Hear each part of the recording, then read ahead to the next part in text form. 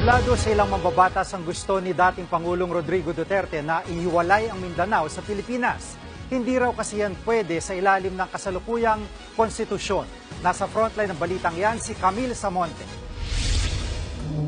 Sa gitna ng hidwaan sa politika, gustong ihiwalay ni dating Pangulong Rodrigo Duterte ang Mindanao sa Pilipinas at magkaroon ng sariling gobyerno.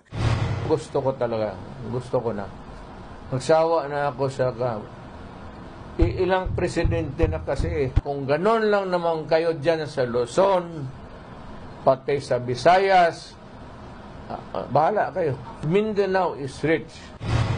Sinabi niya yan sa isang news conference sa Davao City kagabi.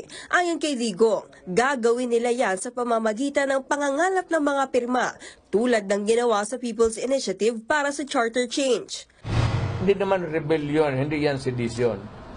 There's a process in that. I think before the UN, where you would gather signatures from all sorts in Mindanao. Inatasan na raw niya si Davao del Norte Representative Pantaleon Alvarez na pangunahan ang signature campaign. Iikot ako ulit sa lahat ng probinsya ng Mindanao at gagawin ko yung pagpapaliwanag. Kailangan maintindihan ng taga Mindanao bakit ginagawa ito.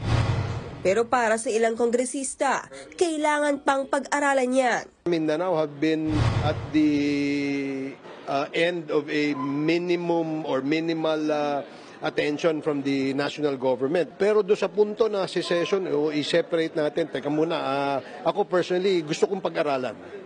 Gusto kong tingnan kung if it's really worth it. Pero ngayon pa lang, tablado na ito sa ilang senador tulad ni Senate President Mig Zubiri.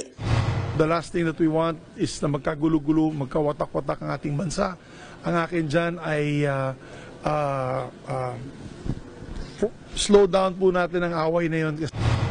Si Senate Minority Leader Coco Pimentel, kontra raw sa anumang suwestyon ng pagkakawatak-watak ng Pilipinas.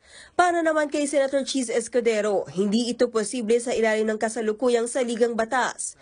Sinugundahan yan ng isang political analyst. There is no legal procedure for seceding because technically we are not a federal republic.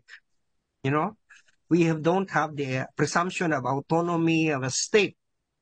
And there is no mechanism for seceding. Na sinasabi niya may United Nations agreement daw na standard. Hindi rin daw akma gamitin ng People's Initiative para ihiwalay ang Mindanao. It's kind of ironic because they oppose the People's Initiative to amend the Constitution. And now that they're going to use the same strategy to secede from the country, I don't know how these people who probably are advised by lawyers would even think that there is a constitutional way out for a secession. People's Initiative is only applicable for amendments of the Constitution, assuming that there is an enabling law. Nagbabalita mula sa Frontline, Camille Samonte, News 5.